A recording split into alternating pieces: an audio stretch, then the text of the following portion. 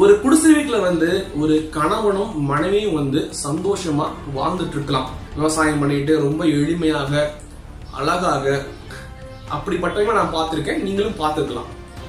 ஏன் வந்து உங்களுடைய அம்மா அப்பாவும் நீங்களா கூட அப்படி கண்டிப்பா இருக்கலாம்.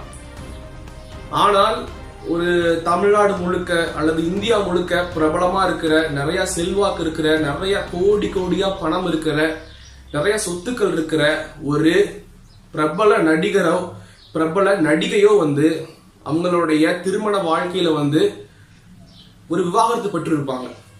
குழந்தைங்களா பெருசு பெருசா கூட இருக்கும். இதை யோசிச்சு பாருங்க. இப்ப நாம வந்து நம்ம சைட்ல இருந்து யோசிக்கும் போது பிரபலமான ஒரு நடிகர், அவங்களுக்கு எவ்வளவு சொத்து இருக்கு, எத்தனை பேருக்கு அவங்களை பிடிச்சிருக்கு, ஆனா அவங்களோட வாழ்க்கை துணைக்கு அவங்களோட வாழ பிடிக்கல. புரியுதுங்களா? நமக்கு வந்து நம்மளுடைய மனைவியோ கணவனோ கூட இருப்பாங்க, நம்ம வாழ்ந்துட்டு இருப்போம், சிம்பிளான ஒரு வாழ்க்கை வந்துட்டு இருப்போம். ஆனா அவங்களுக்கு அது கிடைக்கலைங்க. நாம வந்து பாக்குறதெல்லாம் அவங்க கிட்ட வந்து என்ன இருக்கு, நம்ம கிட்ட என்ன இல்லைன்னு பாக்குறோம். ஆனா அவங்க கிட்ட வந்து ஒரு இல்லாத விஷயம் நம்ம கிட்ட இருக்கு, அது நம்ம யோசிக்கிறது கிடையாது.